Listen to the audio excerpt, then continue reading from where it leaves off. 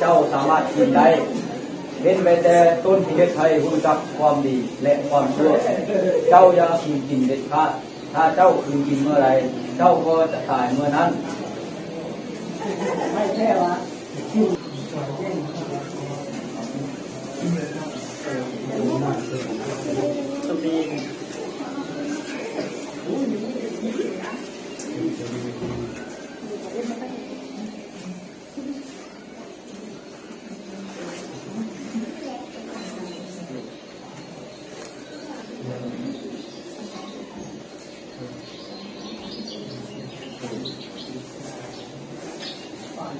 เอว่า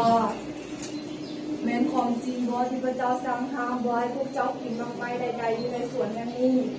เมื่อแล้วพระเจ้าบอกว่าคือต้นไม้ที่ต้นในสวนนี้ได้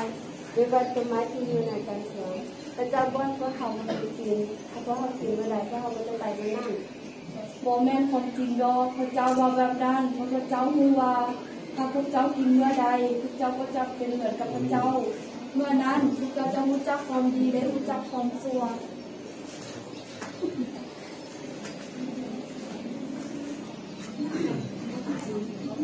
ถ้าว่าเกิดมาใหม่มีชีสละที่จะจังมันก็สิ่งเยอะ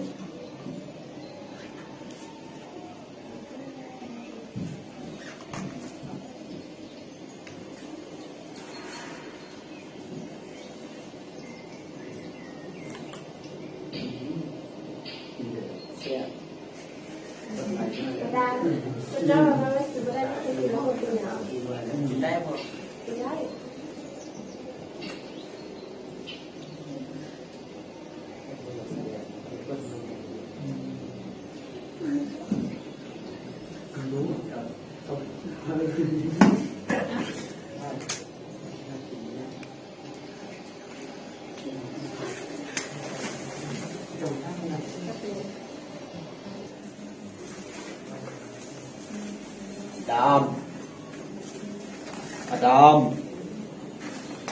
อดาม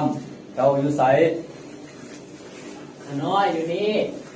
ขาน้อยได้ยินเสียงพระองค์อยู่ในสวนขาน้อยย่านลายเพราะว่าขาน้อยปากเปื่อยอยู่ไผบอกว่าเจ้าปะเปื่อยอยู่บ่แม่นเจ้ากินมักไม้ที่เฮาห้ามบ่ให้กินนั่นบ่ผู้ยิ่งที่พระองค์มอบให้ขาน้อยยืนให้ขาน้อยกินและขาน้อยก็ได้กินเป็นหยังเจ้าจึงเห็นแนวนั้นเพราะว่างูเรื่องเราไม่กินงูด้วยว่ามึงได้เห็นแนวนี้มึงจะถูกสาปแช่งจากจำพวกสัตว์ทั้งหลายในโลกนี้มึงจะเลื่อยด้วยท้องของมึงและมึงจะกินขี้พื้นดินเป็นอาหารมึงและยิ่งนั้นจะเกลียดสั่งกันเสื้อสายของยิ่งนั้นจะเย็บหัวมึงให้แหลกมุนและมึงก็จะตอดสนองเขาให้บวมซ้ำ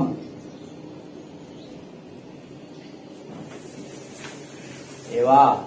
เขาจะเพิ่มความลำบากให้เจ้าในยามเจ้าถือผ้าและเจ้าจะเกิดลูกด้วยความเจ็บปวดแต่ถึงปานนั้นเจ้าก็จะยังต้องการผัวและผัวของเจ้าจะเป็นนายเหนือเจ้าอาดัมเพราะเจ้าได้ยอมพังความเมียเจ้าจึงกินหมากไม้ที่เฮาห้ามบ่ให้กินด้วยเหตุนี้แผ่นดินจะถูกสาปแช่งจะมีหญ้าและน้ำปงไปทั่วเจ้าจะกินพืชในป่าเป็นอาหารและเจ้าจะต้องเฮ็ดเวียกหนักจนเหงื่อไหลไขน้อยจนกว่าเจ้าจะกลับไปเป็นดินเพราะเจ้าถูกสร้างมาแต่ดินและจะกลับไปเป็นดินอีกครั้งย้อนว่าพวกเจ้าได้เฮ็ดผิดให้พวกเจ้าออกไปจากสวนเอเดนออกไป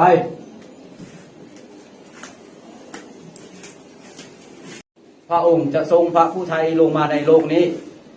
พระผู้ไทยนั้นจะช่วยแบกบาปรักษาผู้ที่เชื่อในพระเยซูอาเมน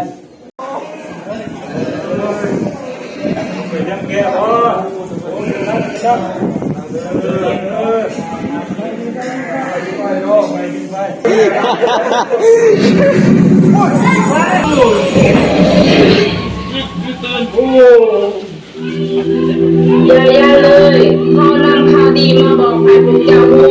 เป็นข่าวที่นำความรู้สึกดีอันใหญ่มาสู่ประชาชนทั้งหมดเพราะว่าในวันนี้องค์พระ ผู้โปรดให้พ้นองค์หนึ่งคือพระคริสต์ได้มาบังเกิดอยู่ในเมืองของดาวิดสำหรับเจ้าทั้งหลายดีและจะเป็นหมายสำคัญแก่พวกเจ้าคือพวกเจ้าจะได้พบพระกุมารองค์หนึ่งพันพระอ่อนนอนอยู่ในห้างยาพระราชมีจงมีแด่พระเจ้าและถึงฟ้าสวรรค์และดินแดนในโลกจงมีแด่มนุษย์ทั้งปวงที่พระองค์ทรงขอพระทัย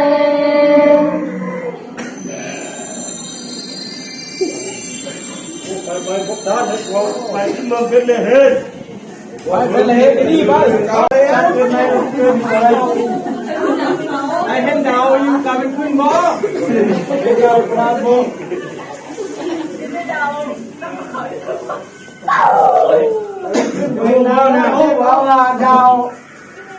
กษัตริย์องค์ที่เกิดใหม่น่ะเกิดที่ไหน โอ้กษัตริย์อีหยังได้เขาก็มีกษัตริย์แล้วมีกษัตริย์ อ๋อนี่เป็นกษัตริย์องค์ที่เกิดใหม่น่ะ โอ้ว่าค่อยหาเคยมี ฉันจะเห็นดาวกลางวง พ่อก็เห็นแต่ดาวธรรมดา เฮ้ยจะพูดว่ากษัตริย์เกิดใหม่เกิดที่ไหน ไปพูดคนก็เคยได้ยินข่าวนี่ อ้าวจะคือว่าจังซั่นเจ้าเห็นดาวสีฟ้าบ่ดาวใหญ่ๆน่ะ ดาสิบ่าบอเป็นตัวนั้นบอ โอ้แม่นแล้วใจร้ายนะใจร้ายนะ อันพี่นางแม่พูดที่มาหาพระเจ้าเมื่อกี้น่ะ แม่แล้ว โอ้ เจ้ามีมุต โอ้ ดาว ไปแล้ว ดาวอยู่ไปพวกเจ้ามาแต่ไสพวกขน้อยมันพวกโหราจารย์ซึ่งได้ติดตามดาวประหลาดมาจนมันถึงนครแห่งนี้เจ้าจุดประสงค์ยังที่มาในนครแห่งนี้พวกขน้อยมีจุดประสงค์เพื่อจะเข้าเฝ้ากษัตริย์เฮโรดอยู่นี่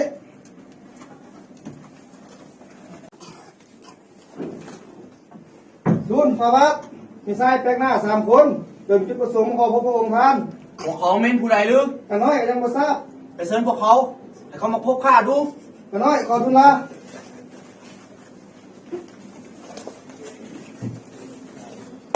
เจ้าเข้าไปได้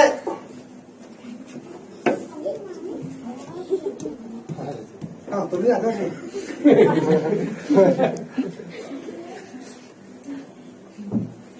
เจ้าเม่นผู้ใดมาแต่ไสมีจุดประสงค์หยังทั้งมาข้าทั้งที่นี่ โดนพระบาทพวกขน้อยทั้ง3ซึ่งแมนโหราจารย์ได้เห็นดาวประหลาดปรากฏขึ้นทางทิศตะวันออกได้ติดตามมาจนมาถึงนครเยรูซาเล็มแห่งนี้พวกขน้อยคาดว่าดาวดวงนั้นเป็นดาวที่สำคัญและดาวดวงนั้นก็คือองค์ที่จะมาเกิดใหม่อย่างแน่นอน กษัตริย์ฮามาไกายมาลายเดินใส่เงินใส่คำไหลเขาช่วยเฮาซอกกันนี่เองแล้วที่พวกเจ้ากล่าวนั้นเป็นความจริงบ่ จริงแท้แน่นอน จริงฉะนั้นให้พวกท่านออกไปก่อน พระเจ้าค่ะ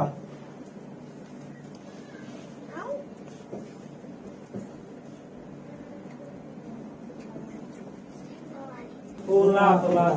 โอ้ยเขานี่แหละเป็นกษัตริย์ของชาวยิวเขาเป็นผู้ใดที่กล้าอ้างตัวเองว่าเป็นกษัตริย์ เจ้าว่าเป็นกษัตริย์ เจ้าวะหรือว่าเจ้าเขาคนที่สมควรแล้วผู้ควรสุดแล้วที่จะเป็นกษัตริย์ของชาวยิว ฝ่าบาทท่านจงสงบสติอารมณ์ก่อนเถิดทุกปัญหาย่อมมีทางออกเสิร์ฟทางไปนำก่อน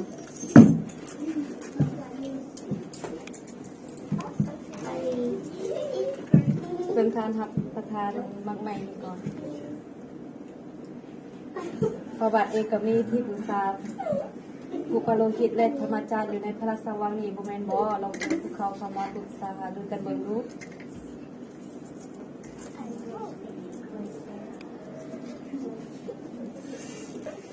ขอบใจน้องยิงทหาร พระเจ้าข้าพระบาท จงไปเชิญธรรมจารย์และหัวหน้าพระโลหิตเขามาพบเฮาเดี๋ยวนี้ไป ขอได้รับทราบขอได้ขอทุนละ พ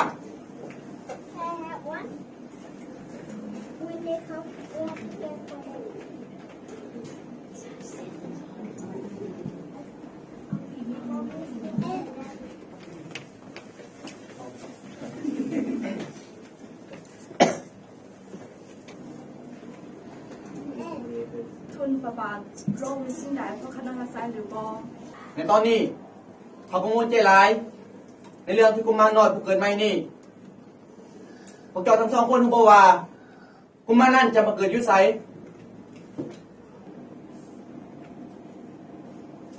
ตามคำทำนวยได้กล่าวไว้ว่า พระบุตรนั่นจะทรงบังเกิดที่เมืองเบธเลเฮมแคว้นยูดาห์ แม่นบ่งานออกไปได้ คุณแปลว่าพระบาท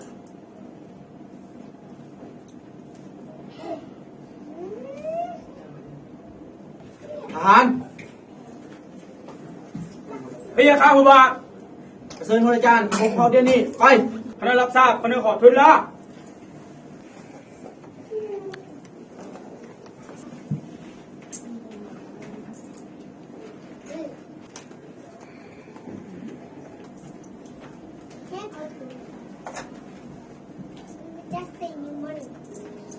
ทูลพระบาท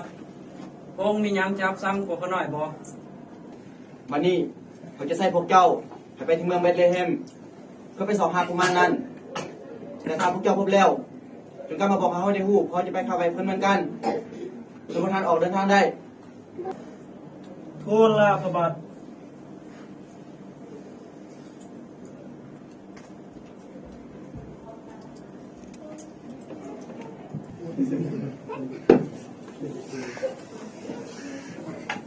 ทูลพระบาทจะมีสายรายงานมาว่าพระคุณอาจารย์ผู้ได้กำรายงานพระองค์ทำแล้วพวกเขาได้กลับมาบ้านตามที่ทางไปแล้ว บังอาจพอกาทรยศเขาลือจอกไปได้ ขน้อยขอทูลลา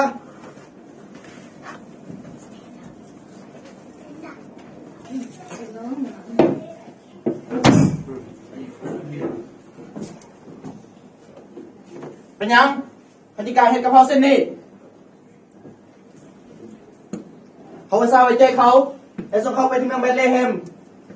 แต่เป็นยังปฏิการกระเพราเส้นนี้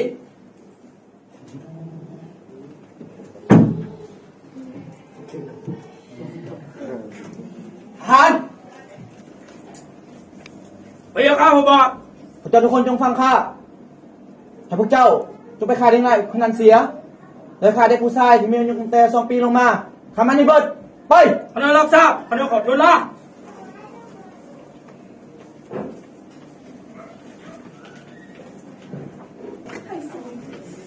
แหวนที่บังอาจอยากตำแหน่งของข้าพนันจะต้องตายเบิดเสร็จกูแน่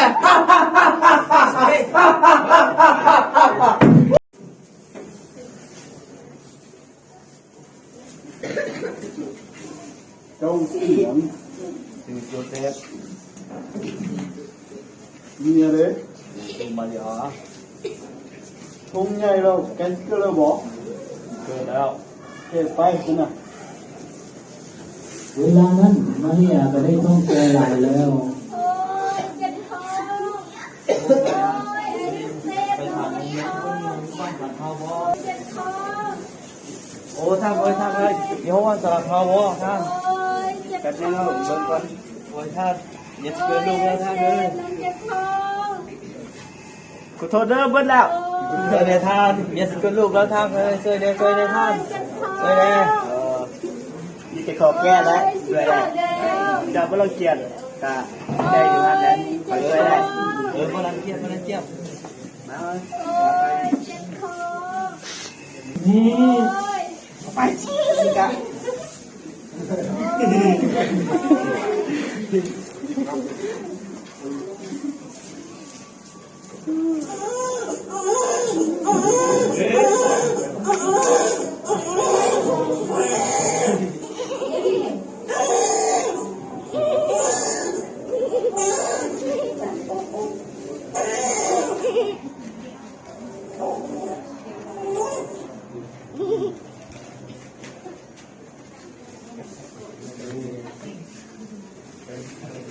แล้วเวลานั้นก็ได้มีพวกเลี้ยงใจอยู่บริเวณนั้นได้มาพบพระกุมาร นี่คือความจริงที่พระกุมารได้มาบังเกิดตามพระสัญญาของพระเจ้าอย่างแท้จริงคือพระผู้ช่วยให้พ้น พวกเขาสรรเสริญพระเจ้านี่คือการอัศจรรย์จริงๆฮาเลลูยา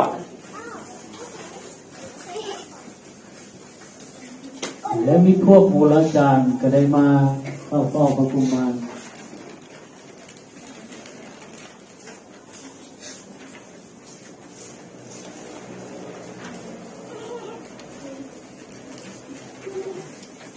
ใช่เขาก็ได้มาพบมาเห็นแล้วกษัตริย์องค์นี้เกิดใหม่เห็นแล้วสุดท้ายเขาลงมาถึงมาเห็นแล้ว พวกเขาได้เอาเครื่องหอมมาถวายให้กับพระกุมารมีคำเป็นแท่งๆกำยานและอย่างไม่หอม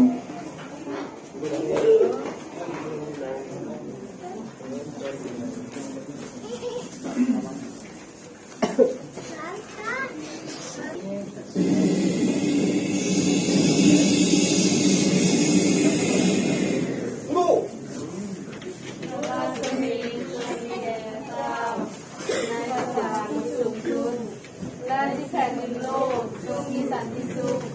แก่มนุษย์ทั้งปวงผู้ใด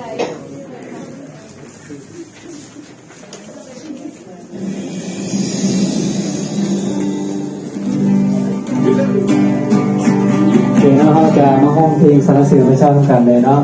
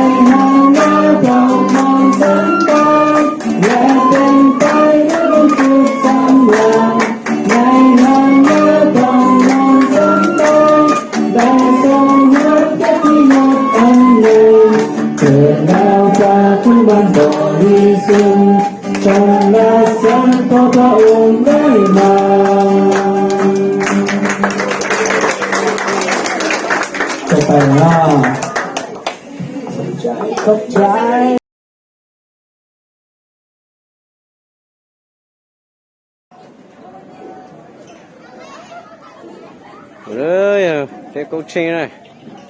nhớ là chờ hơn lười mình cái chọn chuyện hai chục cô cái biết chờ photo cùng á tôi sai sụt lại nhà cái nó cái hào cái chỉ mua rau mỏ này nó còn sản giao xí xí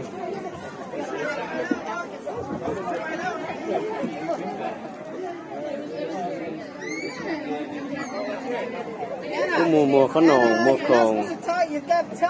ตัวนี้สิ่งนี้ขนมฮะ